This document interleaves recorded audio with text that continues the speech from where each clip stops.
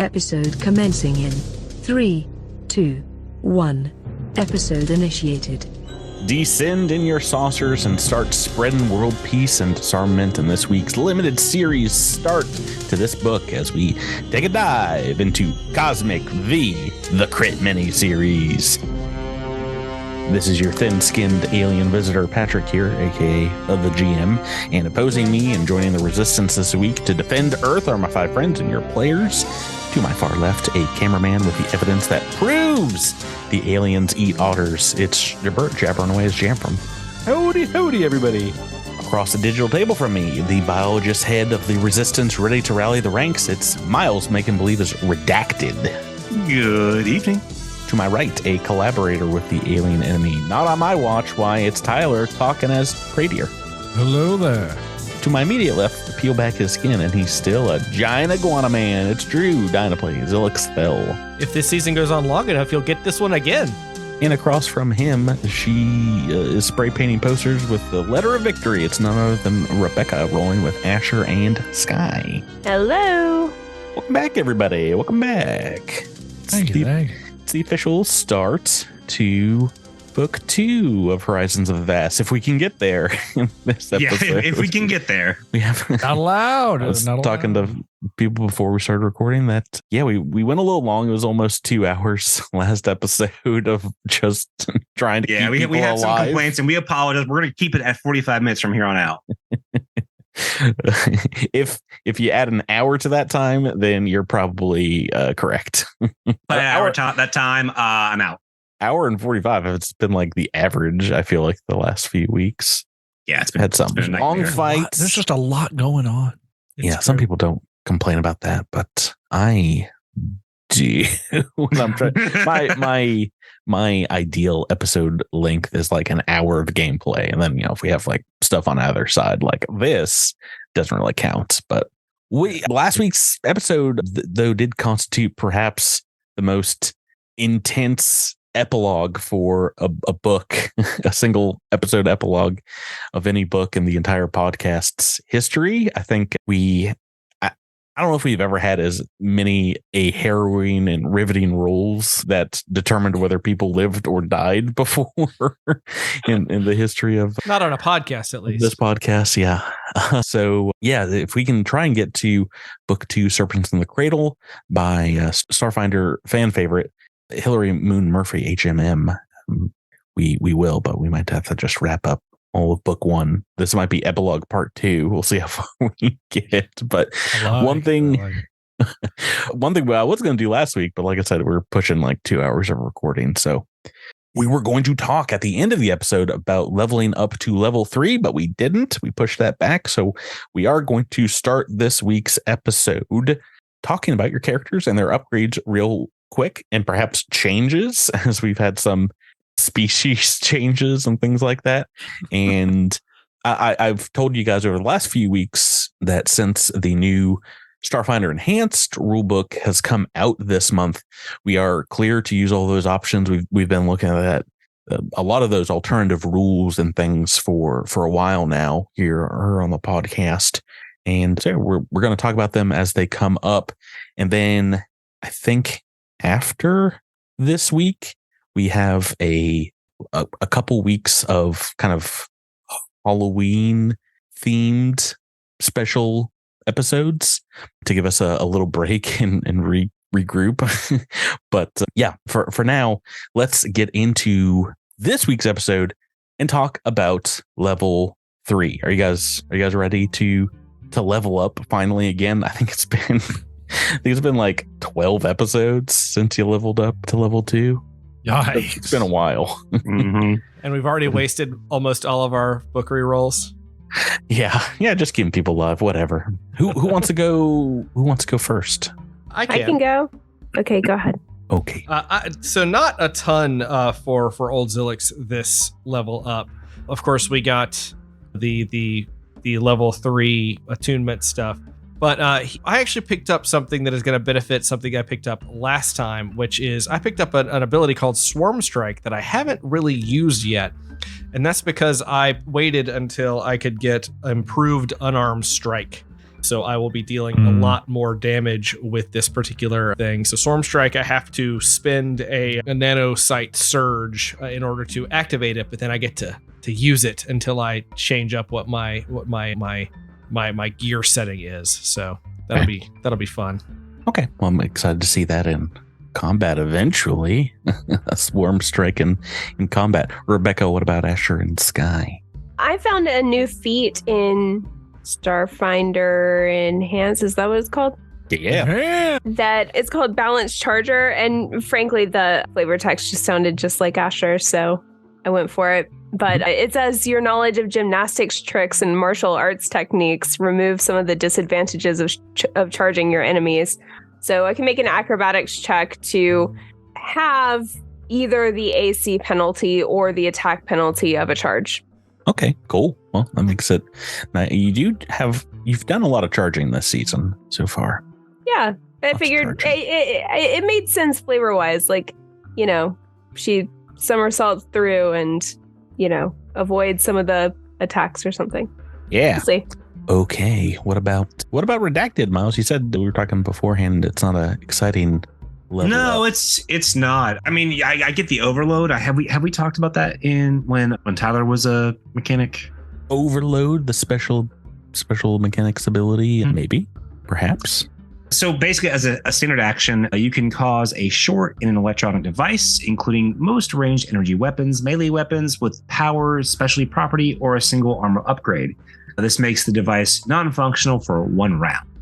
And I mean, which can be certainly useful, but yeah, other than the kind of class benefit, not a whole lot's happening in Redacted's world right now. We're not getting a rebuilt vehicle at this point.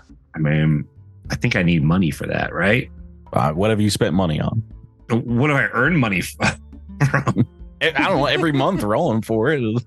I not yet. I don't think. All right. Well, I mean, take a look. You do only have to pay the difference between what your vehicle costs, which is, I think the base is like 1,100 credits or something for the vehicle that you picked, and whatever your upgrade is. So it's not as bad as buying like a stock vehicle. Yeah, right. Mechanics. But Jabert, what about Jamphram? Oh boy. Jamphram's thinking all about this level up in Akuma. Oh yeah. I've been thinking hard. I got a gear boost, soldier gear boost. Picked up armor advantage to get a +1 to my KAC. And I mean, other than that, I got weapon specialization. Pretty good. Everyone got that, right? Yeah. Everyone should be like, oh, this is the best. I mean, it's there's lots of people say that you should start at level 3, but that's not because level 3 is great. It's just because that's where you get the thing that kind of feels like you should have the whole time. So yeah, they just wanted you to. I think it is nice to have some lower level stuff to where you can just kind of feel out a character and be like, do I want to even continue down this path, or do I want to change things up a little bit? And I get that. Yeah, for sure. Starting level 3 is scary, but I feel like it'd be like a lot of stuff all at once, and you're maybe not get a good feel for everything. But yeah, we are gonna. Things will be a lot more dynamic, I hope, but we shall see in the future. Yeah. Other than that, I forgot that I was taking a archetype, and so I picked a feat like at level 2 when I wasn't supposed to have one. So I just have that feat now. Oh, well, got that going for me. Excellent. Well, Tyler, what is happening with Praedir? You were. Do I spill the whole beans, Patrick? Or I mean, you were alluding to I'm it not last the same episode. Species as I previously was. I mean, you're not. You died, and we talked about Borai in last week's episode. Yeah, to be frank, I've come back worse than ever. Wait, are you Frank now? Is that your motto? Yeah, exactly. Old and unimproved Tyler, worse than ever. New and improved. This is the opposite. This is just me being the absolute worst. Okay. Well, what's going on with Praedir? Well, so do you want to keep it a secret? I'm so confused. Oh no, we can talk about it. Okay, all right, but we did swap race to Borai because that felt the most appropriate for my new undead status, which is unfortunate. If you know the Borai's bonuses, racial bonuses, it's +2 con, +2 chop, -2 whiz. And that -2 whiz is going to become annoying because what essentially has happened is through the death and undead corruption of Praedir, he can no longer tap into his precog powers. They have been corrupted into a mystical power. And so he finds himself swapped over to being a mystic class. You got knocked down to core rulebook. I got knocked all the way down to core rulebook. So, and of course, Mystic's primary stat is wisdom. Oh, yeah. I also lost a ton of decks, which is great. You weren't using it. Calm down. Yeah. But gained a lot of cool things. I'm a Mindbreaker Mystic because I wanted, Praedir had a lot of mental spells, mental attacks. I wanted to keep in that same vein. This is just a corruption of the powers, but the powers are very similar. And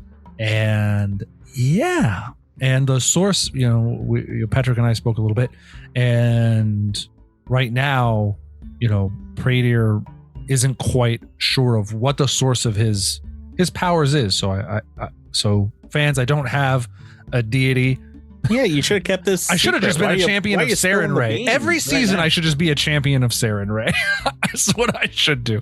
Every season, but I don't have. It was Saren Ray all along. I don't have a deity to point to right now, but we will discover that, I'm sure, as we go along. Yeah, what if we just leave it a mystery? That's fine too. You don't have to. That's also fine. Maybe. It's cool. That's cool. Maybe that's a post-season, stinger. It was Saren Ray all along. Yeah. Well, I'm sad to see Precog go, but yeah, I think we were talking about it, and it's there's some consequences obviously to what happened to Praedir, and unfortunately, there's more consequences of things that are going to happen this week. We're going to talk about it and talk about starting this week's episode in book 2, pretty much exactly where we left off. The representative of Zenilia, Gilcrew, this winter Riforian, brings Praedir and the time frozen Jamphram across the planet to Zenilia Colony, where there is a medical frigate starship that is prepped for the journey back to Absalom Station. Praedir, we can watch as you see dozens of samples of the yellow bloom flowers being loaded up into the cargo hold, some live samples, and then hundreds of other flora and plant samples from the planet that are being taken back for testing. As the day comes to a close here and you get ready for launch, Gilcrew comes up to you and his dark ears kind of twitch as he puts a hand on your cold shoulder and says, "It's time to head out. Unfortunately, Praedir, I'm not going to be going with you, but I hope you don't mind me saying this. Perhaps you can try and find some help for yourself while you're accompanying your friend. We don't quite know what this radiation has done to you fully, but perhaps you can find some answers in Absalom." I already appreciate everything you've done, and believe me, I want to find answers there, so I'm going to try.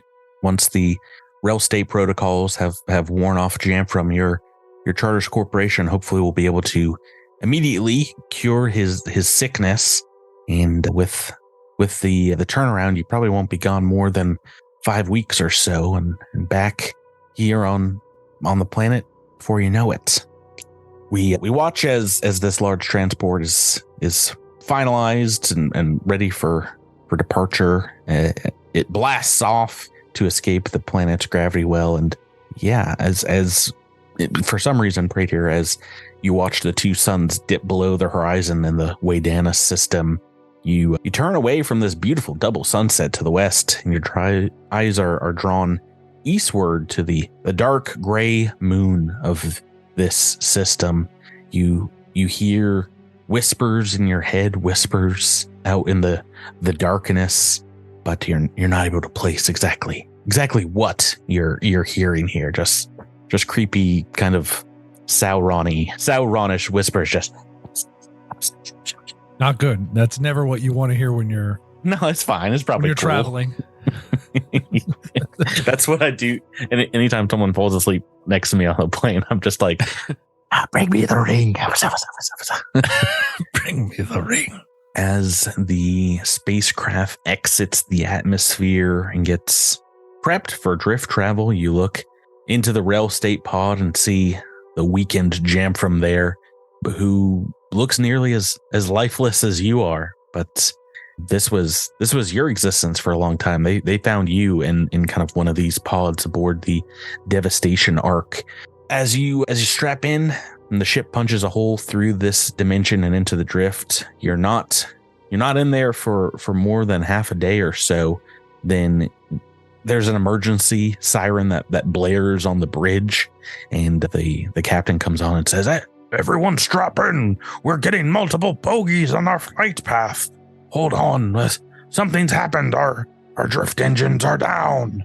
You look out the starship sensors through your data pad on the wall here and can see, looks like 2 derelict ships. The pings coming back as an Absalom shuttle and a large transport vessel called the Third Gate. As you get Oh no. Spoilers. As you get to the bridge, Praedir, you see the navigator, the captain, looking very concerned with one another. They look to you and say, well, it seemed like something wrong with our engines at first, but we've been in communication with this other vessel, and they've had what seems to be a blowout as well. But we're getting confirmation. It seems like it's our engines are fine. It's something wrong with the drift. It just doesn't seem to be working. Navigation systems are down, and we're not reading Absalom Station any longer. It looks like we're stuck here. You all back on the planet, everyone that's not there on the ship, you get word about the drift crash event maybe a week or so later. It does indeed seem like drift space has kind of stopped working. It is across the universe kind of interdimensional breakdown as ships get lost, others get stranded, still others are teleported to completely incorrect planes of existence beyond the ones that they plan to visit. So yeah, all travel, all communications to and from New Galarion, all travel halts with other worlds, and you guys are cut off. What a tremendously great time to split the party. We did a real good job there, gang. You foolish fools. We're the best. Yeah, it would have been. We're just going to do a quick drift crash season in the middle of this season. Can you imagine if we'll just do a quick 3-book adventure if everyone is on board with it. Hey, get us to that Patreon level, and we'll start a 3rd podcast, a 4th for some of us. No, we will not. Yeah. Cosmic Crit 2.0. That Patreon level will have to be salary level. Yes. Then I will do all the podcasts you want.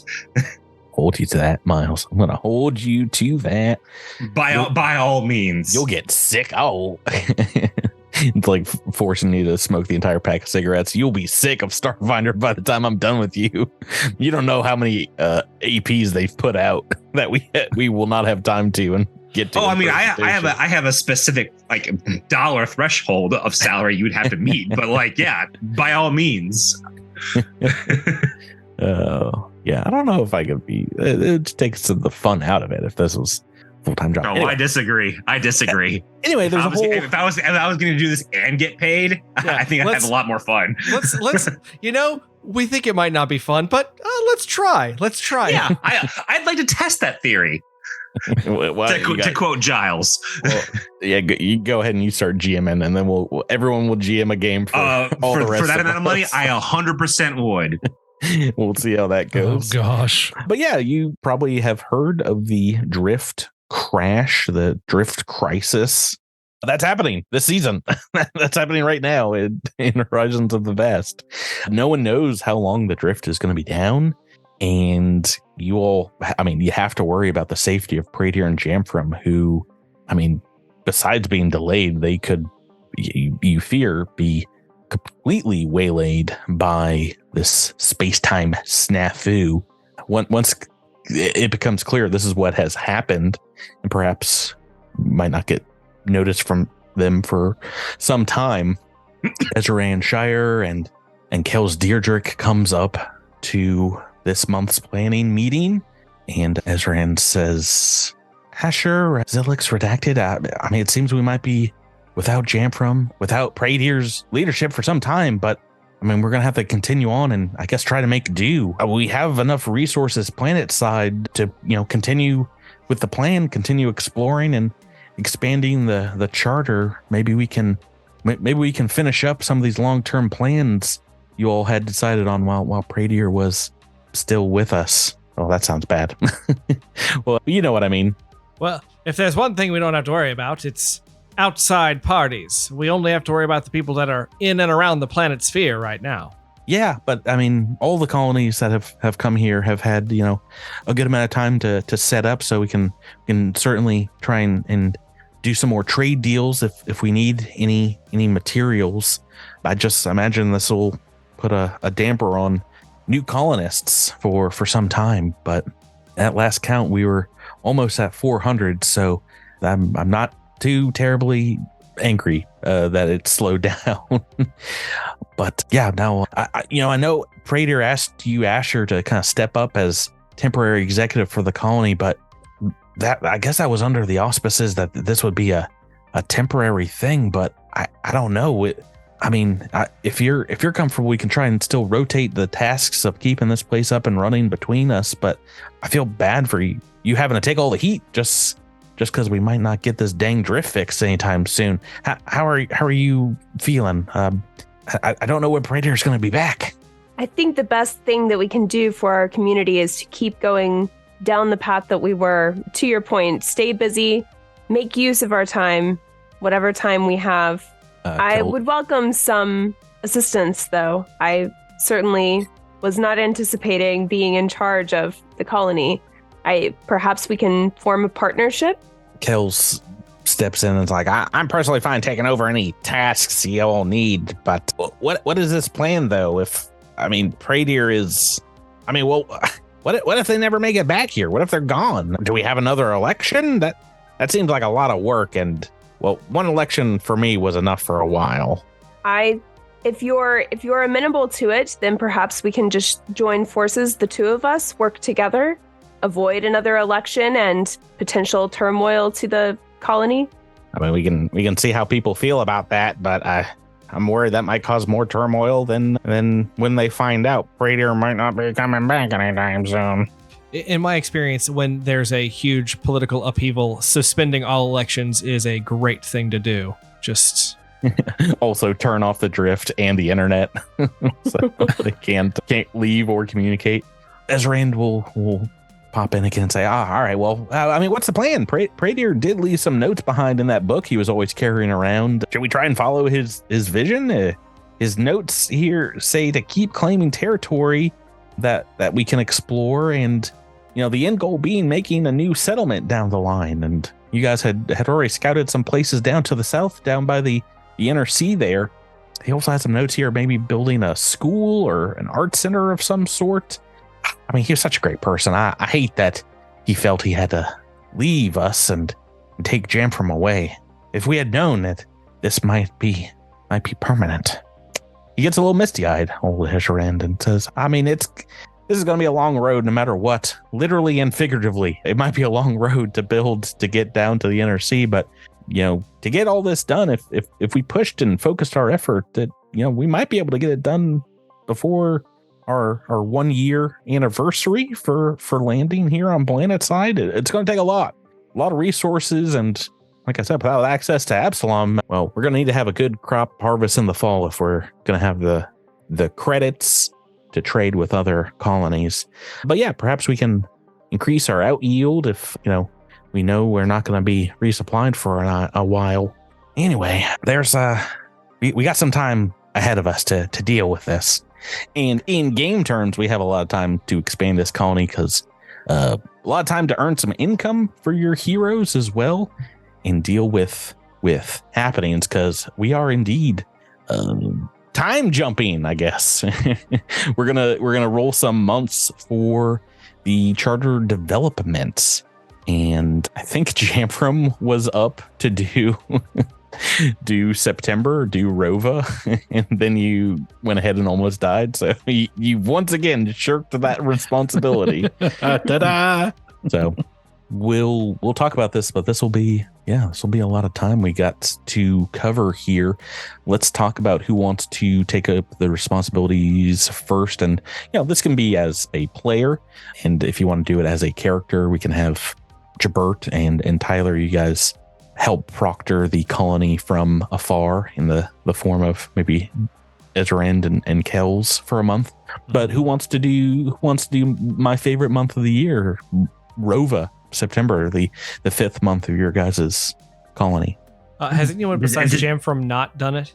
Nope, I think everyone's done it at least once. So I mean, I can do it. Well, I was gonna say, because I think Zilix has been kind of hard on himself about the way things have gone down, who's trying to help and things have seemingly gotten weird and then worse. So I feel like he, as sort of trying to make amends, he would want to take on the responsibility, to hopefully try to do something to maybe make Praedir proud is not the right term, but something like that.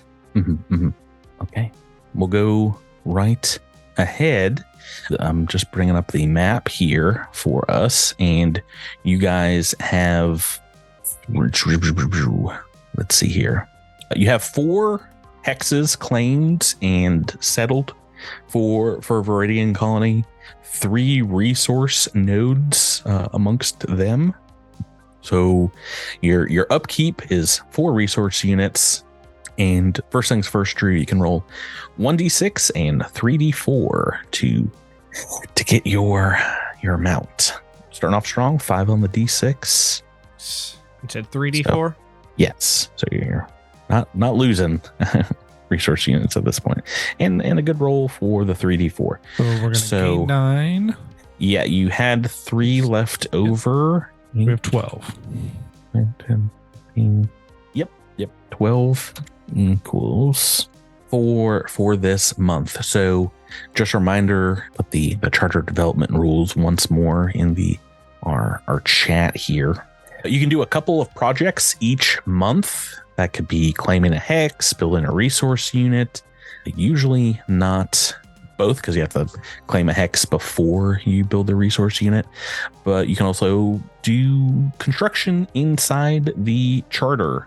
There's a whole bunch of different buildings that you can construct. Yeah. I feel like we need to, now that we don't have access to outside resources, we really have to shore up the resources we do have. Mm-hmm. As much as I want to continue, building and exploring, I feel like, I don't know. What do you guys think?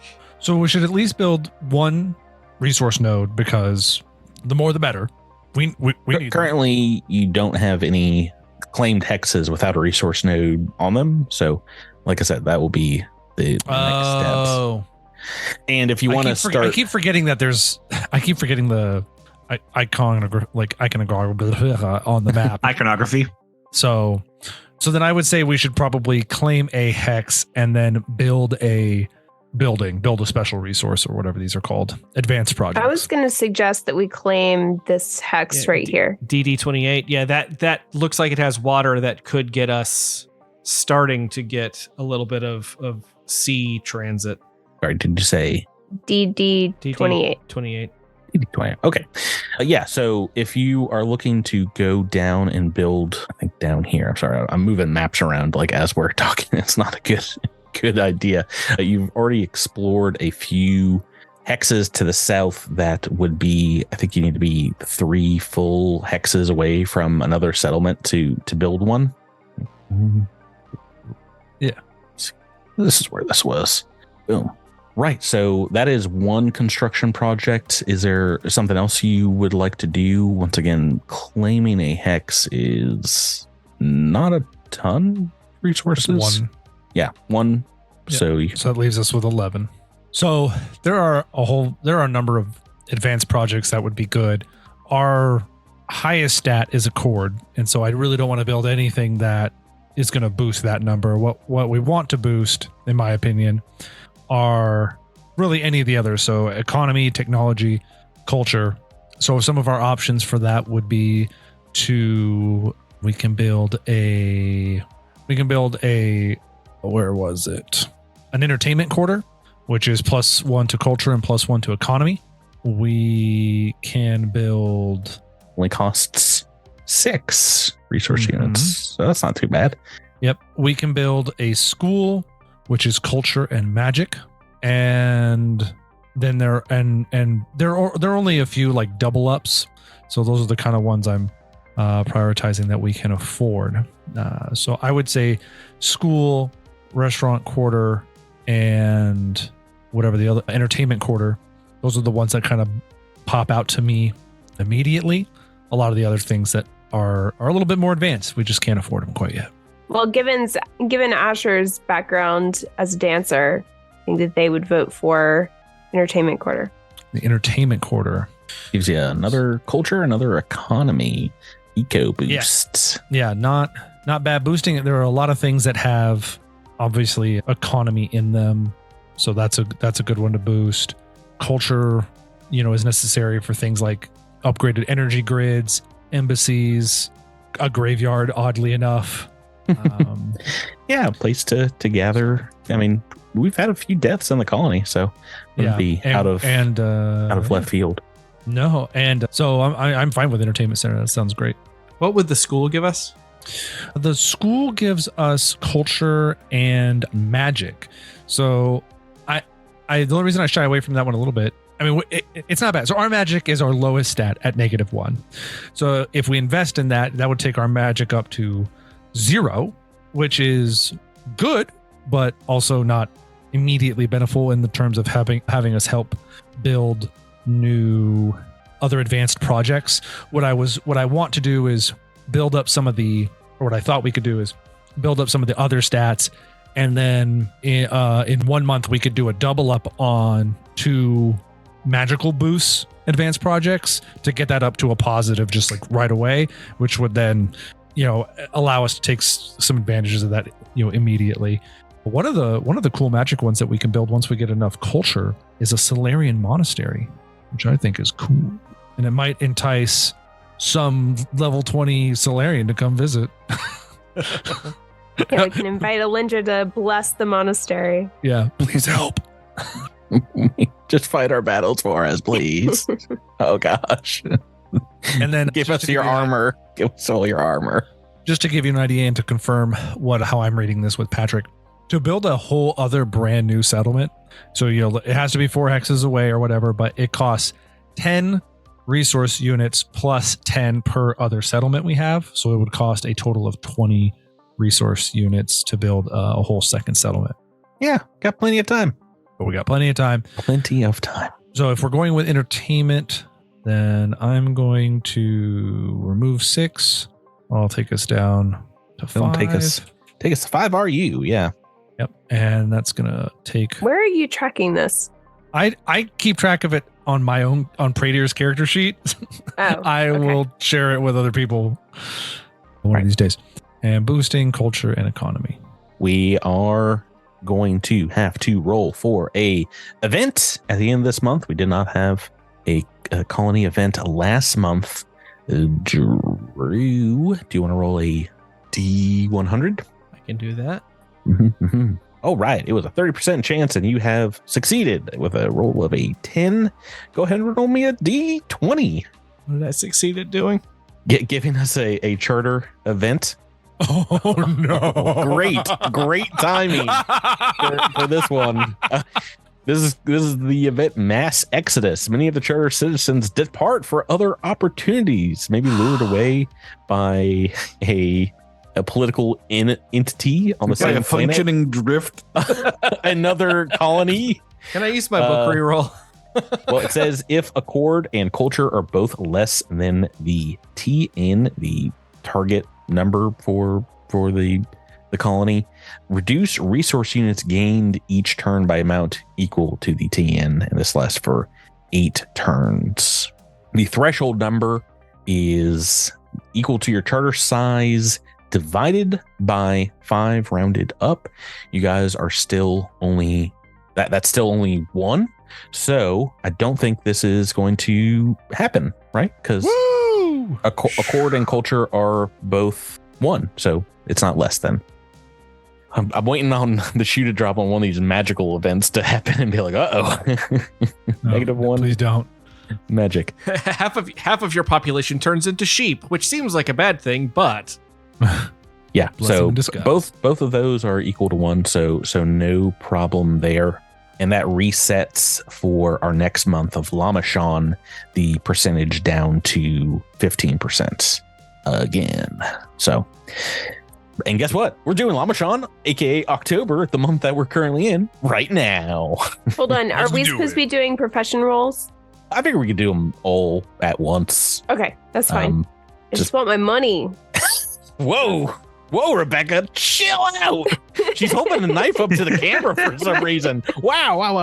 Okay, we'll get there. Do you or Miles want, or does anybody want to take over for Lamashon, the spookiest month? I can. Sure. Oh, Rebecca's at it first. Go ahead, Rebecca. Right. The RU upkeep is now 5 because you've got your 5th square of the colony here. So roll a d6 and 3d4 to start us off. A 4 on a d6. Okay. Not as good as Drew. Well, Drew did better, Rebecca. Oh. Slightly better, but you still have like the same amount of, just about the same amount of resource units here. So that's going to take you to 11, and then add, well, I guess the resource units you had left over last month are eaten up by the upkeep. So you have 11 resource units this month. Yeah. What would you guys like to do? You can keep expanding. You can build a resource unit now on one of these empty hexes here. Yeah, let's do that. Let's build a resource unit Okay. on the Easy. hex that we just claimed. Easy peasy and easy. So that's one project, a resource node.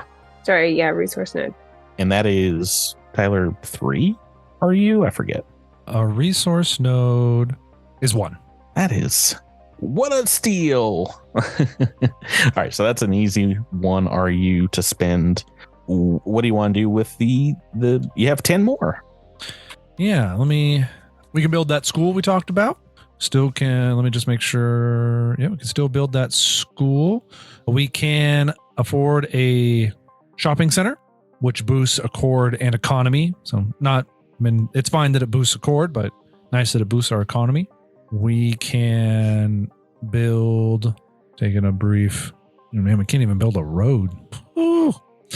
Yeah, roads are expensive, man. I don't know. Yeah. I would say we could build the school, and that's almost it for things that we can build that are going to be useful to us. Oh, sorry. No, wait. We can build a library. Oh, that seems like some socialist hoodoo voodoo. Yeah. We all know how much the entire cast hates libraries. It's fine. that wouldn't be a bad one, because that one, if we build a library, that is a boost to magic and technology, 2 of our 2 lowest traits currently. Oh, that could be good. Yeah. Yeah. So not a bad one. And Do we have a hex that we can put that on? Can you call it? You don't have to put it on a hex. It's in like the our settlement. the city. Yeah. Oh, okay. Yeah. Got it. Can we call it Deer's Reliquary or something like that? Can we name the library after Praedir? That's way too cool of a name.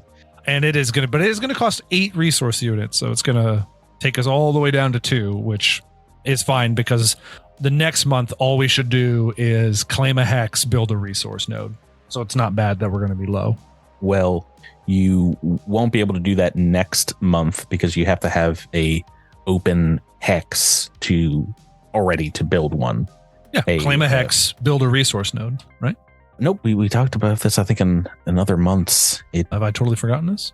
Yeah, you have to have it like ready to go. You can't be doing them both at the same time. That's crazy, Tyler. Really? That seems dumb. Read the description for It can only be placed on a hex you've claimed that doesn't contain a settlement or a project. We could claim a hex Yeah, you could do that this month instead if this you month, prefer. and then we'll be able to build a resource node on it next month. Yeah, so we could do claim a hex and then build a node and then the library next month.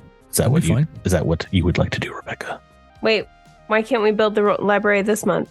It's 2 projects per month. Yes. We've already built a node, so we get one more project for this month. And it can But we either be want to claiming- prioritize getting another hex over building the library. I like me claimed hexes. I've already put it down for you guys. Claiming hex, and do you want to go straight south of the one that you just claimed? I should mention in this time, you guys, planet side can still continue your job of exploring these other hexes. So if you'd prefer to do this one immediately south of the Stone Needle, you can do that. I figured you'd be just kind of exploring and filling in as you do for your day job. Yeah. I'm inclined to get the one just south, because then we'll be at the mouth of the sea, the mouth of the river next to the sea.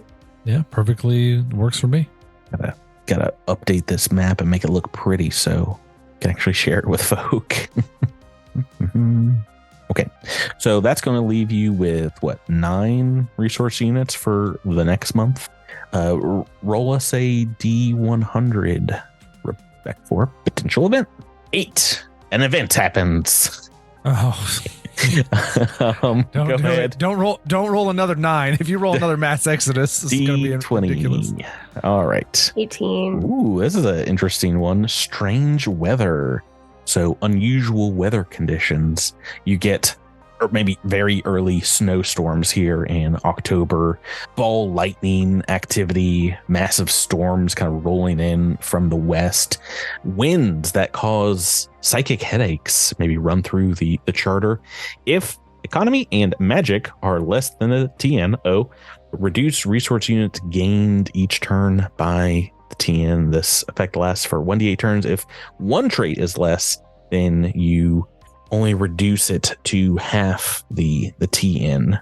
And if both traits are equal to or greater than the TN, traits are equal to or greater than reduced unrest. Oh, that's nice. Did we miss that in the other one? So your magic is less. Yes. So your resource unit reduction is half. Well, the threshold number for you guys is still just 1 now, right? Yeah, but magic, I think I have us down as magic being -1. Oh, no, the TN is your charter side divided by 5 rounded up. So that takes it to 2, your threshold number. Well, that still is an L. Yes. And how long does this last? The effect lasts 1d8 turns. Okay, so you are subtracting 1 from whatever you roll for. Do you want to roll the D8, Rebecca? Sure. See how long these storms last. 5. Rest of the year, at least. Okay. That Yikes. once again sets the percentage down to 15 for next month. Next month, the month 7 of the colony is Neth, aka November. We got some Neth fans here. Anyone's big fan of Neth? Things start turning cold. You guys have to harvest the crops on the planet. I guess now that both in the real world and in podcast land on New Galarion, we're in fall territory. Do you want to talk, you 3 that are still planet side? What's your character doing in the fall? Is there any fun anecdotes that happen as we're burning time here? So Zilix, just to remind everybody, is cold-blooded, so he doesn't like this particular time frame. Boo, Neth. might be hanging out on the tops of some buildings just to kind of bask in the sun for a little bit. Farrellet Ingelos, as per last episode, does keep true to her word and invites you out to some, I guess, patrols of the colony, but also like some impromptu sword swinging lessons, maybe towards the end of it, when she's getting rotated off for like another shift and like the next month. That will take up more of her time. She comes over and brings you a little package, like wrapped in brown paper and twine. She's like, here you go, Zilix. I want to thank you for spending time with me these last few months. have been great. Does he open it in front? It's up to you. Yeah, no, please. If you don't want to open it, I understand. I'll take it and destroy it. You're too kind. Let's. And he peeks a little bit and decides to open it. It's like a 20-foot long scarf. This is a scarf for a very tall person, such as yourself. She's like, I have paid one of the best crochet knitters in the colony to craft this for you over the last few months because I knew that you would be cold here on this planet.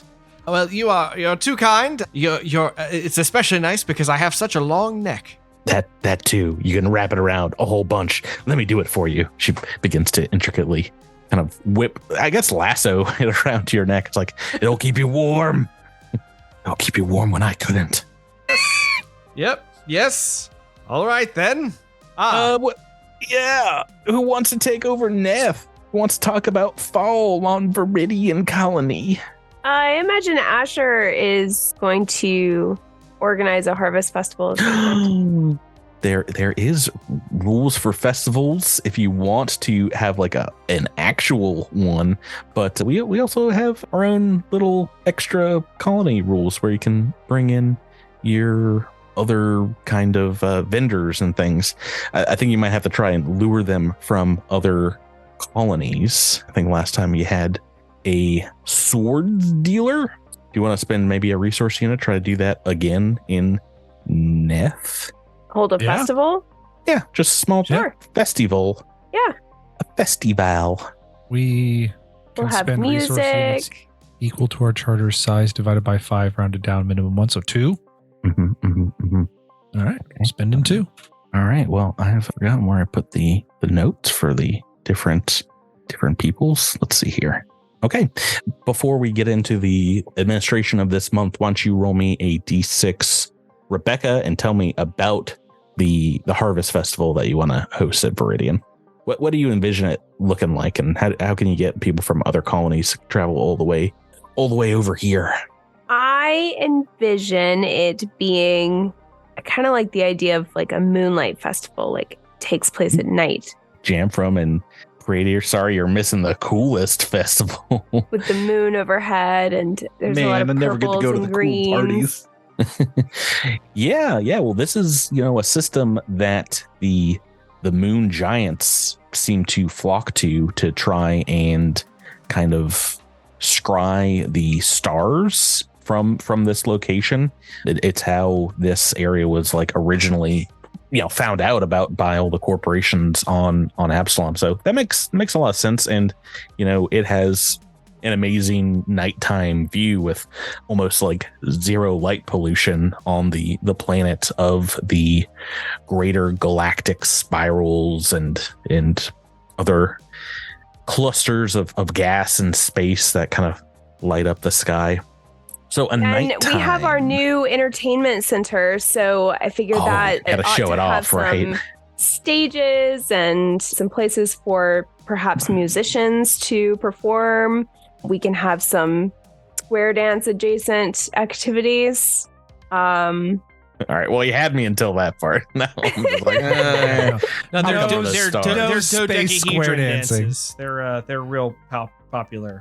Okay. But yeah, this is a great way to get not just folks, but other vendors to come over to try and barter for, just one of probably a good dozen or so farms have cropped up over, since the summertime here in Veridian, from some of these cleared out bits of hexes along the river or along the forest, and the Willowinth farm, even without the father of the family, has kind of like doubled in size, so they're very happy to have more customers. Let's talk about, do you want to roll a D6 for me and see what kind of other special vendors coming in for this part of the campaign? Sure. I was going to say, I think it would be really cool if we had a special exhibit for unique resources for this planet that have been found, similar to the golden bloom that we found. I wonder if there might be other items like that we might want to showcase and show what the planet has to offer. Yeah, you got the some body of Balco Lynxacutes. Lynxacutes in cages, just showing them off Oh, to people's. no, Okay. no cages. Everything's in a cage. What have I rolled here? Wait, is this a D6? 1, 2. I'll just count it down. 3, 4, 5, 6. Yeah, there's 6 of them. Okay. This is a store called Padraig's Potions, Lotions, and Deep Emotions. And it is run by a GM named Padraig. GM stands for Giant Man. It's a giant who sets up a very large stall in your Harvest Festival, but it's a tiny pot. It kind of looks like a mortar and pestle in his hands, but is actually, like a full-size basin because he is 15 foot tall. You can purchase and repurpose magical ingredients at like a half rate for consumables. So if there's any kind of consumable potion that you would like to purchase over the next couple months, you can. He also runs 2-for-1 deals on mini potions and lotions. When you buy a consumable from him, there's a 50% chance you get a second one free of charge because he's so big he makes his batches in bulk. Yeah, he brews in bulk. Did Costco move in? No, it's Patrick. Welcome to my store. I'm making the potions and the lotions. Hello, this is what I sound like. You're that guy from Frozen. That's what I was thinking. So yeah, even those of you, because this will be for later in this campaign as well, Jamphram and Praedir, if there's stuff you would like to purchase, keep that in mind, and you can roll, any dice 50-50. High is good and low is bad, and you can get potentially one for free. So, I mean, that'll work for just like a simple Mark 1 healing serum, or if you want to get something a little bit more expensive. And this is for all potions and lotions? Yes. What about notions? All right. Wait, let's see. That seems like it's too good of a deal. One for buy one, get one free? Oh, he can purchase them at the 50% rate. So if you have things that you need to sell, he can kind of break down the components instead of 10%. That's what I meant. But yeah, the 2-for-1 special does work, and it is 50% of the time you can get an extra one. That makes more sense. I'm breaking the economy in Book 5 here. So we only on consumables. So we can sell consumables at 50% and buy for a chance to get one free. Yeah, from Patrick's Potions, Lotions, and Sweet Emotions. Properties on the oceans? Not yet. Not until you expand the colony again. Okay. All right. Let's talk about Neff. Who wants to run this month? We got Miles. We got Tyler. We got Jabert, who's never done it. I'll do it. Oh, Jabert's never done it? He's never done it. Oh, then he needs to do it. All right. Then perhaps that means responsibilities fall to Ezran Shire, who's like, I don't know if I can do this, but I'm gonna try. Obviously, everyone else is so chock-a-block busy working on the festival. You have to turn stuff over to Ezran every once in a while. It's fallen to me. Okay. Do you want to roll us some dice to start out with here? Of course I do. It's 1d6 and 4d4. I'm gonna try. Here I go. We're taking half of this? Nope. I rolled a 3. You've got a -1 for the strange weather that seems to kind of maybe rains out some of the festival days. people get headaches and stuff. But yeah, your upkeep is 6 now. I ruined the festival. I'm so sorry. Roll 4d4. That's not what Ezran sounds like. Oh, there's some good rolls. Boom. Whoa. I saved the festival. 4, 4, 3, 3, 3. What we got here? 17? Is that 17. Right? Minus 6, essentially, right? -7, because it's -1, and then it costs 6 RUs. So still coming out with 10 resource units is not bad. That puts us up to 17. We're spending 1 on that festival, right? Or did we already spend that? I already spent the 2 on the festival. Oh, okay. Because we had 9, that took us yeah. down to 7, and then we gained 10. We threw a so huge it takes party us- after all those people left. Okay. That Just to also, rub it in their face, make them feel like it was their fault. I think there was still some unrest from the election, but I think that's all blown over now that you're like 4 months away from that. What would you guys like to build this month in the charter? I think you have the option for another resource unit. You got the option for a building or claim another hex. Well, we claimed a hex last month so that we could build a library and a resource node this month, right? Yeah, If that's what fine. we still want to do, we can do it. A library now. Is this indeed going to be Praedir's reliquary? Yeah, I think it's a nice name. I'm regretting now that we didn't name the entertainment center after Jamphram, though. Maybe we should do that retroactively. Yeah. Jamphram's Jam Zone. So let's The jam zone actually is pretty good. the library All right, costs so 8. Yeah. What did I say? You said 8 before. Oh, the library. Yes, that thing that we're making. Yes, it costs 8 and it will boost our magic and technology. So take us down to 9 resource units. Oh, actually, -1 more for the resource node. So 8 resource units. And now, good news. Our magic is at 0 So we got that going for us. and technology is at 2. So all across the board, our accord is level 3. Culture, economy, and technology are all level 2 now. A nice balance. And then magic is at 0. What boosted the culture to 2? Our culture I had our culture at 1, and then the entertainment quarter boosts culture to 2. Oh, I thought it was economy and accord, but maybe I'm thinking of something else. Entertainment quarter is culture and Oh, that's good. All right, so I had that as marked as accord, which you don't really need any more of. So, Yay. I'm sorry. What do you have all the stats at? Just so we're on that. accord is 3, culture is 2, economy is 2, technology is 2, magic is 0, unrest is 0, and we have 8 resource units. We have built a library and an entertainment quota. That cost 8 RU for the library. That's pretty good.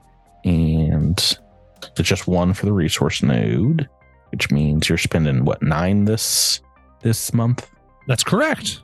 Oh, Okay. and we also and then the other thing we have built is residential improvements. That was the first thing we built, which which is what took our accord from 2 to 3.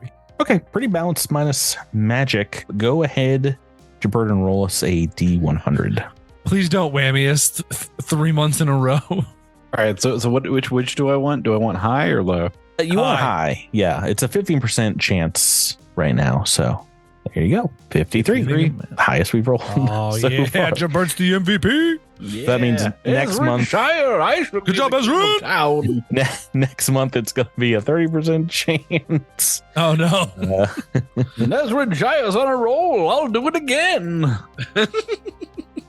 Love it. Ezra really steps up. Okay, so it will take us into Cathona, December. Before Ezra and Shire relinquishes control, he's going to pass a law that says everyone has to wear cool sunglasses at night. During the festival. Yeah, You're worried about like a star burn on I'm your worried. eyes? I'm worried about people sharing their images on social media and it not looking cool enough. So, Have you ever seen Make sure. Nick Stangy with sunglasses? oh, I bet it's the coolest though. Our eyes are on the sides of our heads. It's kind of Oh well, you need special sunglasses. you need like earmuffs that are sunglasses. Sun muffs. Redacted. Let's talk to you. I mean, what is Redacted keeping themselves busy with over these cooler months outside of your work duties? Redacted found a interesting custom about candying local fruits for fall festivals. Getting into And canning. no, as in like a candy apple. Just And is plain sugar? perfecting several recipes of candied local. I mean, because obviously, I don't know if this planet has an equivalent for an apple exactly, but Redacted is certainly finding different things and playing with them. Guess what? There are just straight up apples. You find apples in the forest. Awesome.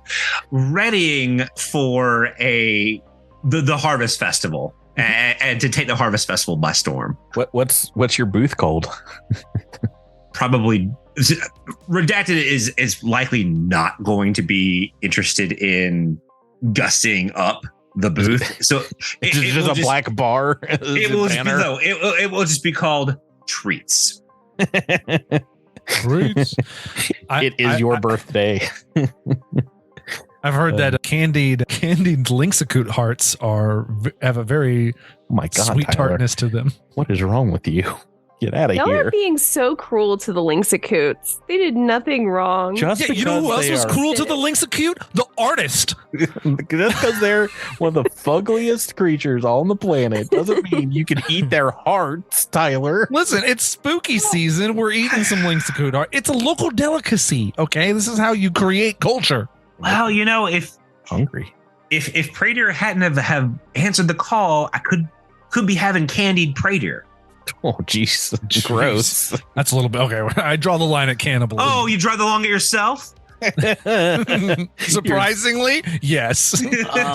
Self-preservation calls for me to draw that line. Something. Yeah, that's what Redacted is doing. Well, in these months, something about the way that Praedir, died and came back at the Marizov facility did not seem right to you. It seemed off. The data seemed to indicate to my character specifically. Yeah, I mean, you guys can all have this information, but once you go back and pull the drives, it didn't seem like the facility was irradiated until like a month before you guys got there. So in the time that since you came to the colony, like it was not irradiated before that. But yeah, the sensors in the facility read it coming up from below, underneath the ground, kind of focused, energized. If you return to the facility, we talked about you had access to the geomantic matrix that still had a charge left. Right. And it seemed like the facility was using this radiation as like an energy source to power this matrix. And it is the magical technical machine that they used to create the sinkhole. They made the stone needle out of it, and indeed the same stone that you found kind of buried underneath your colony. Yeah, you guys had one more charge left on the geomantic matrix. I think you talked about making some kind of statue for the center of the colony. Have you given any more thought to that? Or I think Redacted would put a Redacted statue in the middle of the colony, looking out to the stars with an arm reached out. And you want everyone to see your face at all times. It seems anti-Redacted. I mean, that's also true. You want to talk it over with Nash? Yeah, I mean, I don't know what we would actually put there. Well, what do you guys think as players? I think there were talks of some kind of like statue or something in the center of town. Well, now that we have the glory of hindsight, is there something that we could build to benefit the colony in a more productive way, a more financial way than we had thought about when we were talking about a statue to placate some cultists? If you see a thing that you want to build, I imagine you can use this for a boring reason and make like a basin or, like clear out land for some kind of advanced project on the colony. Can I tell you straight up how we make this happen? What? So one of the things that you can do as a charter, as a downtime activity, is you can bolster a trait. So you can spend a resource unit. It's called bolster trait. You can spend resource units to treat one of your traits as +1 higher for the purpose of undertaking projects and resolving events. So that's useful because there is a advanced project called Monument, which requires you to have 4 accord. Well, we only have 3. So we can do the downtime activity bolster trait, spend a resource unit so that our accord is treated as being 4, and build a monument in our settlement, and that would give us a +1 to our culture permanently. So I think we could tie that into this and put a nice little bow on it. I think originally we talked about the monument being, because this was kind of tied towards placating the Anglo sisters, and so I think we talked about it having some sort of representation that way, the sacrifice of Taliangelos, and all part of that is also dedicating some cultural aspect to the settlement that is sort of about rejecting technology or keeping things simple, that sort of deal. So we can certainly build that on the edges of either if we can either centerpiece it or put it on the edge of the entertainment district or whatever we want to do there. But I think we could create sort of a monument to, those who have sacrificed themselves for Veridian, and add Is Praedir in there? no, but we can have plaques around the bottom which have the names engraved of those who died defending the colony from the radiated animal attack. Obviously Balco Unctar, Taliangelos, whatever that one dad was that everybody really got attached to and was really broken up over. The Elder Willowanth? How dare you forget? Elder Willowanth. How dare you forget his first name of Doradon? So never even got a chance to roleplay as him. Yeah. But yeah, I don't know what we want the monument to necessarily look like. We could steal the Cult of the Nomans symbol and kind of repurpose it for our own use. I think that would be a diplomatic / pretty thing, or we can make it something completely different. I will say we will just slice the cost of the monument in half if you want to use the charge of the geomantic matrix for that. Oh, fantastic. Boom. So no problem there. Who wants to do this next month? Oh yeah, we're doing a 4th month right now. The month of Chthona. Oh my goodness. Does Kells want to do it? Yeah, I was about to say, it sounded like Tyler, you wanted to work this month out. Oh, sure. Here's a D6. Average. I like it. And what am I at? 64? 5. 5d4. 5d4. 5 ones? Can I get 5 ones? You got pretty close. I tried. You can get no 4s on 5d4. Way to go. So that adds Beautiful. 12 to your 8 minus 7 is 13. 13. Do we still get a -1 to this too? Yep. Until February, I think you get the -1. 1, 2, 3, 4. No, March. Okay. So 13 are you to play around with. And if you want to build this monument, that's going to be 6 of it. Do you want to claim another hex after that, or? I think so. That's going to take us down to 6 RU with the claim text in the monument. And our culture is going to go up to 3. As far as claiming a hex, why don't we're just kind of going down a line. I don't see any reason to not continue doing that. Well, this one off to the side, you can. Yeah, GG27. Yeah. You can. That is one that could be a new settlement site. Yeah, it has 3 spaces between you and the primary, I guess, Veridian city. We probably don't want to do that yet because we can't build a settlement where there's a resource node, right? Correct. Yeah. So if you want to, we should build one next month and hold off on that. What about FF30 over there on the southeast? FF30 on the southeast. Looks like some wide open plains that we could use for something. Wide open plain. A little tributary running through it. I don't even know where you're looking. Yeah, ping us, Drew. Ping us where you see this on the map. Oh, yeah. Yeah. Oh, we haven't even explored that hex. Yeah, it's got to be attached to one that you've built a resource unit on. So you could do you do the one right above that, or you could do one of the ones next to the colony if you want to do a closer one. That I can't read because it's in the forest. I think it's FF20. No, EE29. Good gosh, I was so wrong. Yeah, I made a huge map, so there's a lot here. Okay, so claiming that one. Tyler rolls D100 for an event. And now we're at a 30% chance. So 30 or high. I need a 31 or more. Mm-hmm. Hey, Nailed 62. You're fine. You're fine. Yeah. Perfectly fine. So does that mean you got 6 RU for next month, and you have the 7. Upkeep is 7 because that is your colony size.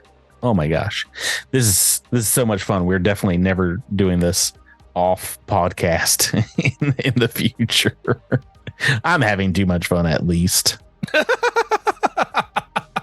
I like watching this. So grow. Happy for you. I like watching the colony grow organically, but it's a lot more fun for me doing it all at once because you can get to see, a bunch of stuff happening. Okay.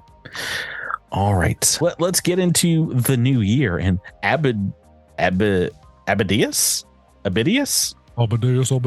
January, aka January. And I think the only one person who hasn't done it. Wait, has everyone done it? Yes. 1, 2, 3, 4, 5. Oh yeah. So who wants to do another one? I guess I'll go as we go around the horn. Yeah. Praedir and Jamphram are still not back in 6 months later. I love that we're doing this until drift travel gets solved. I love that. I love that Gilchrist or whatever was like, you could be back in just 5 weeks. Just Patrick lying to my face. False sense of security. Deal with this false sense of security. 6 and 5d4, Drew. Okay, we're starting off real strong with a 1 on the d6. Oh boy. Can't all be winners, gang. Hey, no, but you made up for it for the rest. No 1s on the d4s. 16 in total means what? We're getting 9. 16 plus 6 is 22 minus 8. Is this the last month of the deficit, or does 14. that go into the next month too? It goes into a couple more months. That leaves you with 14 RU for this month. Do you guys want to get ready to potentially build another settlement before you get to a year on the planet? How much would it cost to give everyone in the colony little sailor hats to get them excited about moving towards the sea? For Fleet Week? Yeah, I think that would. I think that would also fall under like assuage unrest as you spend a week traveling with your charter, talking to people, holding a festival or a party to boost morale. It would fall under that, I would say. So just a couple RU. Yeah, just 2 RU, but we're not doing that. I don't know how handy those things are going to be later on. Like, yeah. Oh yeah. I think we should just claim a hex and build a resource node. So that's only 2 RU. And then that should give us plenty of resources for next month to start building a brand new settlement. So you're going to want to claim GG27 and build a resource node on EE29. Easy peasy, lemon squeezy. Look at that. Look how easy that is. All right. Well, that takes us down to 12 RU. Good. Ton. So all you have to do is roll what? An additional 8 next month on 64 and a D6. Yeah. I'm having such a good time. Why don't we do that right now? No, I'm just kidding. Let's get back to the game. Do I need to roll 100 for a... Oh, yes. It's a 45% chance now.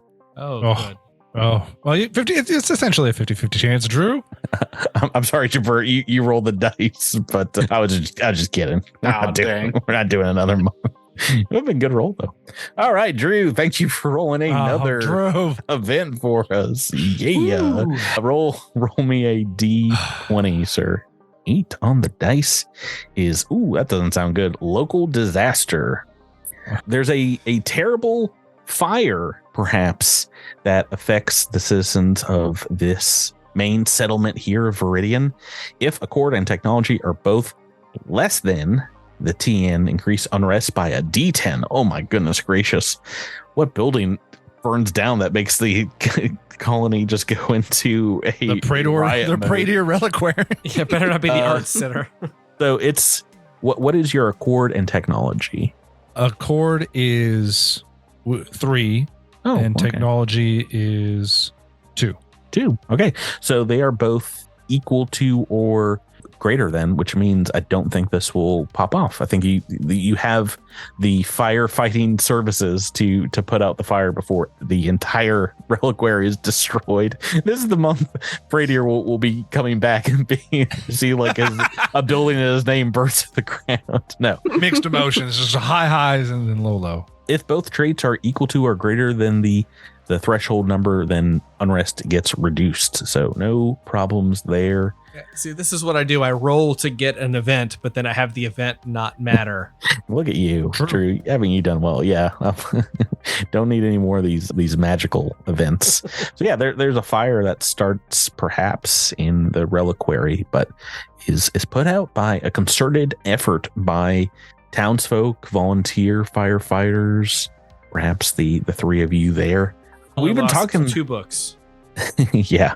We've been talking a lot about what happened here on Galarion, New Galarion.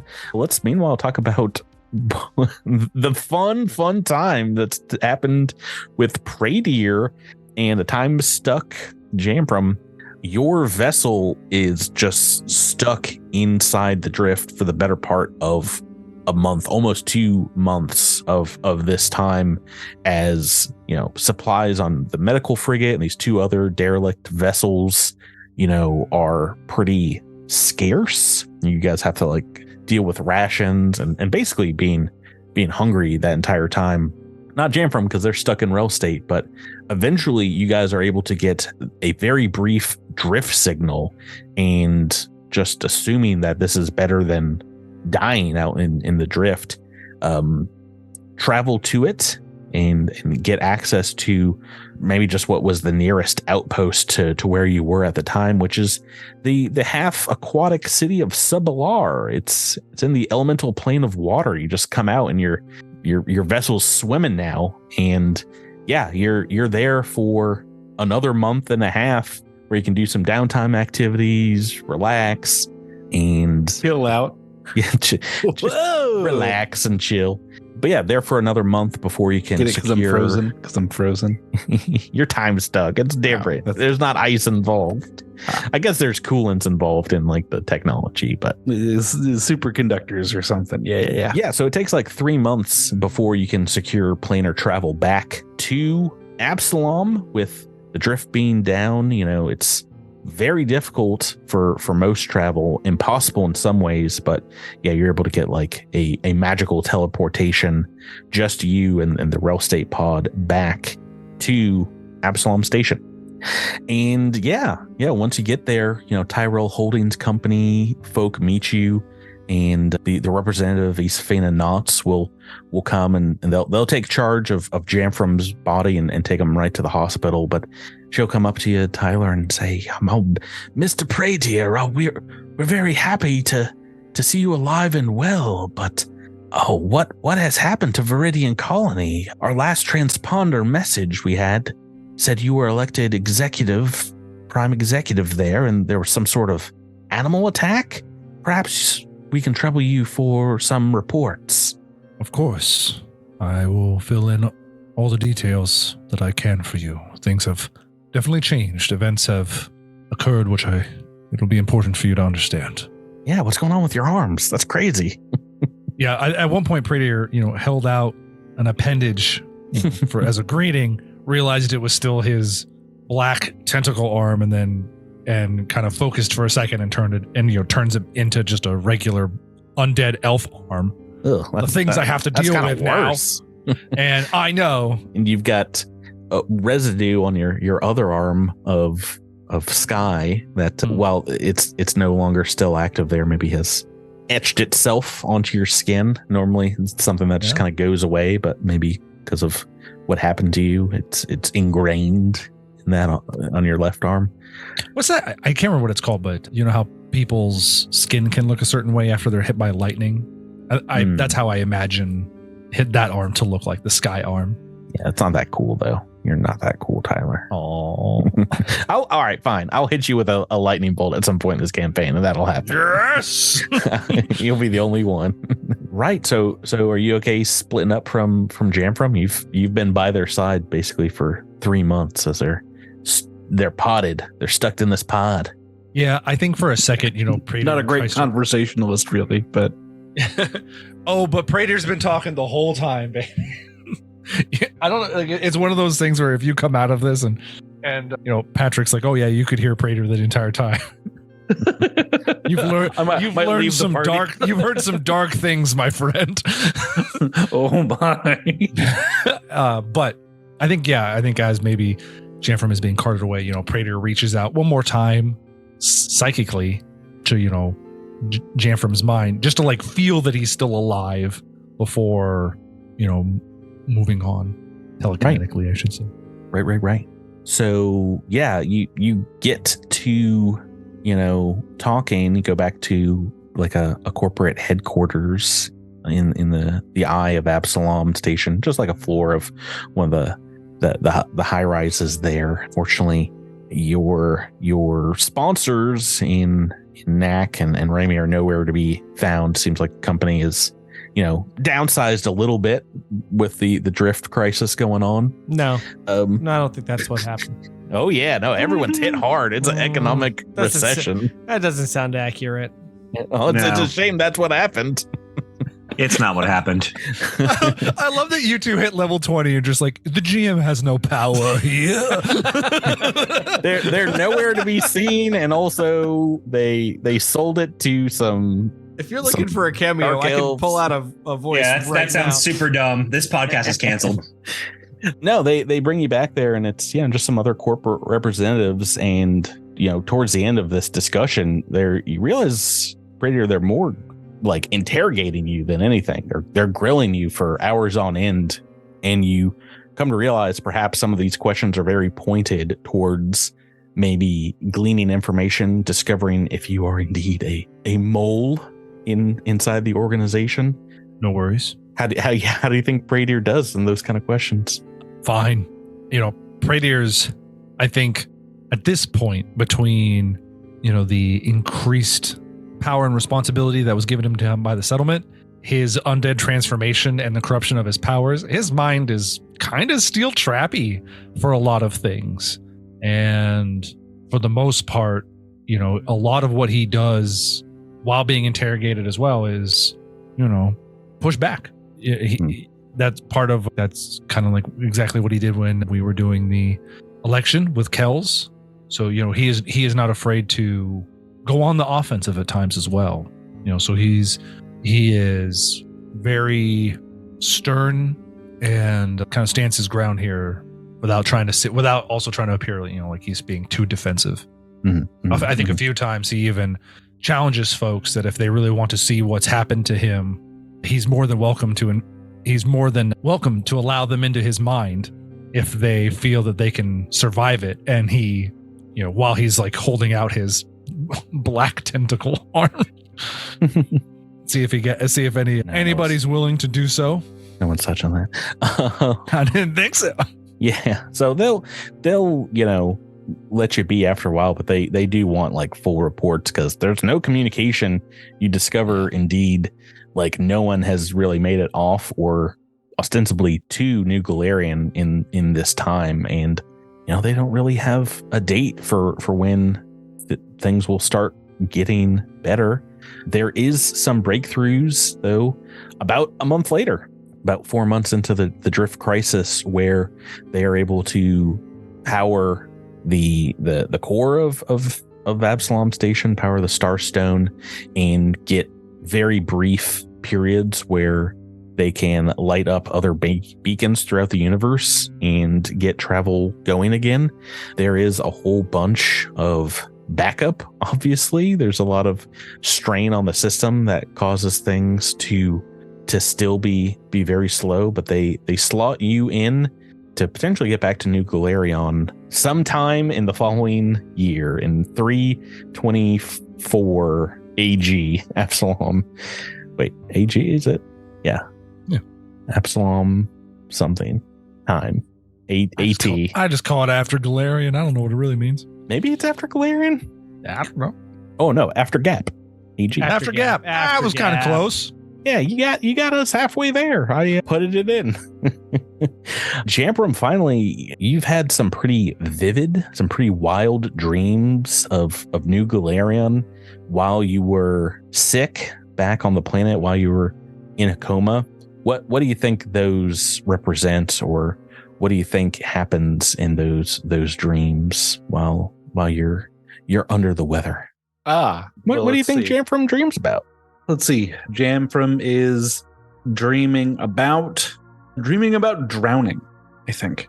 Ooh. Jamphram is going for a swim in a clear river, perhaps on one would presume it's nearby to where we are. Mm-hmm. I think that Jamphram hasn't really spent very much time on planets that do have rivers. So being here is pretty cool, or being there is pretty cool.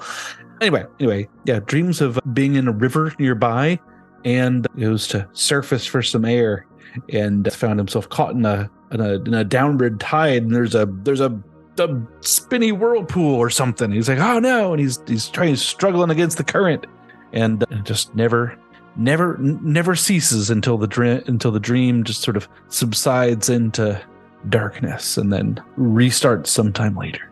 Oh, do you have any nicer dreams? No. Oh No. Well, unfortunately, if you're stuck in a loop of drowning dreams, eventually you get just put in stasis in the real world here, and you get like just frozen in the dream world as well. You're like, struggling against the current, and then all of a sudden, like, that's all you know, and you can't really reflect on it. Your brain is just, while it's in rel state, is completely out of sync with this universe. And when you're able to finally get back to the dream, you kind of like snap out of it, and none of your friends are nearby. You're in a clean, crisp hospital room, and by the feel of the artificial gravity, you are not even on New Galarian. You're not on the planet. How does Jamphram react to this startling set of things that happen, occurrences? Well, that depends. How bad do I feel right now? You don't feel great. I feel like coming out. I might be like a level over where I was, or am I still? Oh no, just comatose still. You've got insurance through the corporation that does pay out to cure your radiation. But I think just coming out of that, and also coming out of months of rel state suspension, it takes a while for your body to feel 100%. So right. It's but the miracles of magical healing, they are able to shell out the credits and get your radiation treated. So don't have to worry about dying. Yeah, I leap out of my bed, and I run over to a window. I presume I don't have an out like an outside facing room, but you don't have any facing room. You open up the window and it's like a VR. It's like a 3D projection. I open it up and it says lo-fi jams to chill with, or whatever. Yeah, you're looking out at a fake kind of fantasy city setting.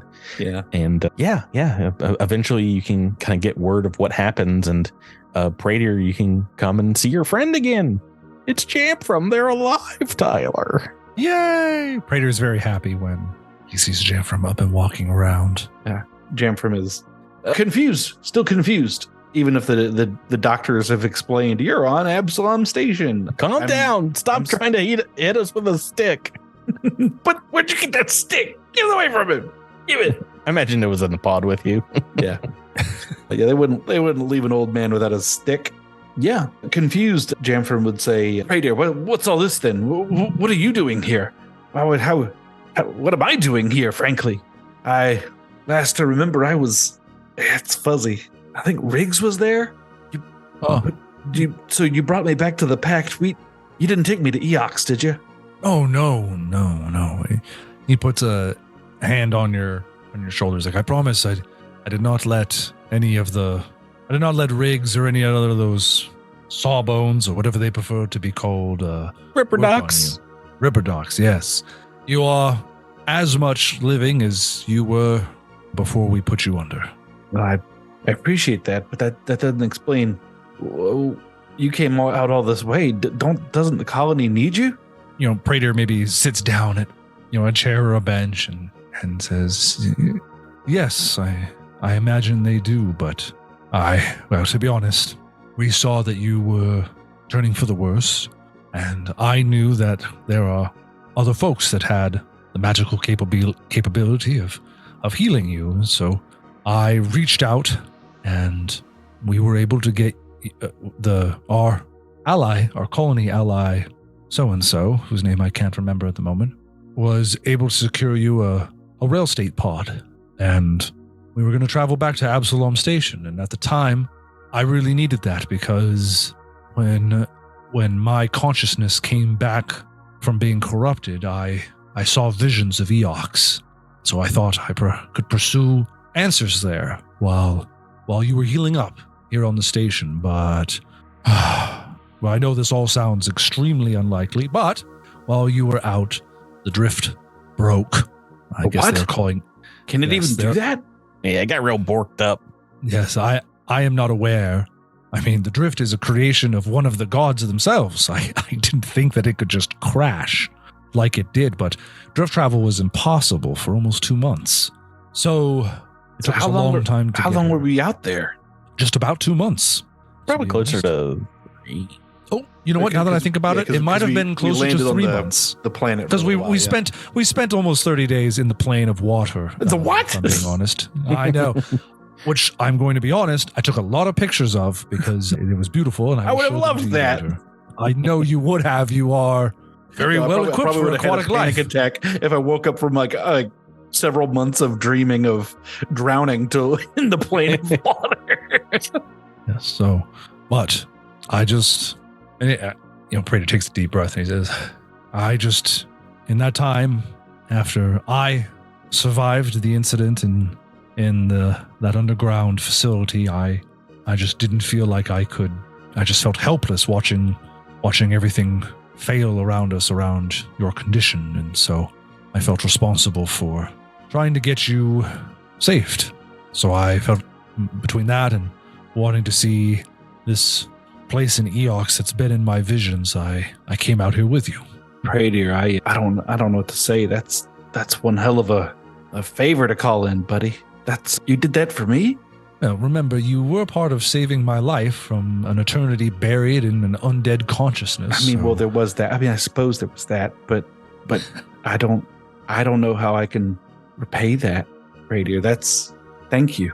I guess, gosh, that's really something, and I appreciate you coming out this way to make sure I was taken care of. I would hate to think that I'd have been stuck out there in the vastness without anybody there with me, That was dangerous for you to join me, and you risked a lot for me there, Praedir. And I won't forget that. Look, we're nearby. Do you want to go to Eox real quick since we're in the system? Since we're in the system? That was going to be my next question. I don't know if we have time. I don't even know if we can get there. I mean, I don't know if we can get back. Yeah, back out to New Galarian. I mean, here's at this point, you guys have no clue when it will be fixed. So. Yeah. Okay. So here's what I'm time thinking. For a quick side quest. Yeah, I'm Praedir. I'm in your debt. I mean, way more than I could ever get into those Ripper docks for. Just I owe you everything, man. I say you tell me where we're going, and I'll follow you there, Ben. I got you back. I cannot tell you how happy I am to hear that. It was not like the captain and crew that brought us here. It's not that they were not kind, but I wouldn't want to be out there with a bunch of strangers. That's for sure. Yeah, and also if you could just not tell everyone that back on New Galarian, this is what I sound like. This is just between us, right? This is just us. No, cool. Yes. Cool. Okay, good. While we are discussing things that are going to be just between us. Yeah.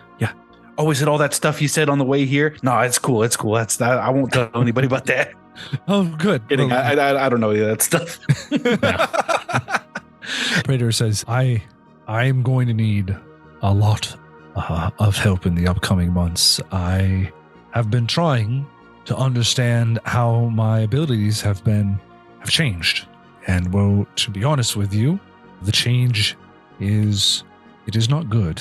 If it is okay with you, this feeling is a little hard to put into words. It would be a lot easier if I could just have you absorb some of it, so to speak. Yeah. And I reach out and I take your tentacle. Oh, thank you. I'm not grossed out by your tentacle. I think it's great. I appreciate. Pick up all sorts of stuff with that. Think about all the car doors you can unlock by slipping it in there. Yeah. So no bones in it. It's perfect. No bones. You got no bones in that arm. It's the best. Dude, I can go through keyholes and all sorts of cool things. You can't break this arm anymore. They're overrated bones. You know? Yeah. So very, very rapidly, a bunch of things happen. This is Mind Link, like the spell. Oh. And so you get to see a lot of our trip. So you get to see the plane of water, and you kind of see in quick time, just Praedir sitting next to your rel state chamber for days at a time, just seemingly like either meditating or just not doing anything at all. I'm imagining like there's like the translucent, like the calendar days like flying off. And Exactly. And then it goes all the way back to, it's just going to keep going back all the way to the underground facility where you feel when Praedir feels these like corrupted powers surge like within him the first time, shortly after his consciousness came, back through everything. And you just kind of feel like it's this weight it's kind of like you feel the weight of a great number of souls and living things. And then you can kind of feel it almost as if it's like one giant breath. And then you feel that breath kind of crush out as all that living energy just kind of dissipates into a voided nothingness. Mm. And then the mind link kind of severs as you get like snapped all the way back to reality, or to current moment. Wow, Praedir, that's a lot to go through. I'm so sorry. I'm so sorry you went through that. No, we can't change what I've gone through, but that feeling at the end, it is concerning. It used to be when I drew upon my powers, I felt connected to many different realities and timelines, to people, but now the connection feels completely different. It almost consumes me in a darker way that I can't understand. And so what I would like to ask of you is that, you stay close to me through these next few months, and perhaps even longer than that, because to be honest with you, I am not quite sure what all these powers mean, and I certainly do not want to let them get out of control, and I might need someone there to help keep me in check. Yeah, I got you back. You're in Jamphram, best friends? Who would have seen that happening from they're having their own side quest adventure? We'll play all of Drift Crisis. They have like a smaller adventure. The Drift Crisis case files on Absalom Station. We'll play through those at some point, just the three of us. No one else is invited. Let's do it. But yeah, as you finish your recovery and maybe go through the same questions from Tyrell Holdings that Praedir had to go through, eventually you guys can get transport on a Eoxian transport vessel to the planet from Absalom. And, sub-drift engines only take like a week or so to get out to Eox. And as your ship crests over the horizon of the giant maw on the planet, all kinds of a miasma of light and smoke plays out amidst the setting far off Galarian Pact, or the Pact worlds, the sun, and it spells out a to be continued on the horizon of the vast. Hey, it's the name of the story. Yeah, we didn't get to any of book 2. So sorry. These two aren't even on the planet yet. But we'll have more adventure for you. Like I said, a couple weeks from now. We got some Spooktober special episodes that we've been sitting on for a few weeks, which will explain a little bit of the two ships in the drift that these two came across. Guys, thank you so much for playing with me. We'll roll your money stuff off air and get what you can purchase, and maybe we'll talk about purchases next time we meet up. But we will start book 2 of Horizons of the Vast in earnest once everyone gets back planet side, because eventually the drift crisis, I'm sure other people played it and didn't die, so it gets fixed. The drift Yay, it gets fixed by someone, not us. We're not playing it. It's a good thing. Thank you all for playing with me this week. Thank you, Pepper. Listeners, thank you for listening as always, and we will catch you on the next episode of Cosmic Crits. Good night. Good night.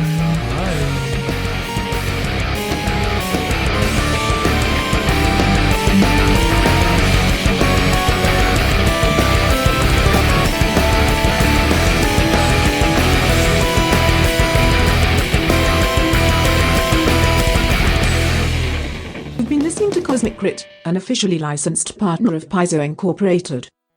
The Starfinder role-playing game and adventure paths are trademarks of Paizo. All Pathfinder and Starfinder images are property of Paizo and are used with permission.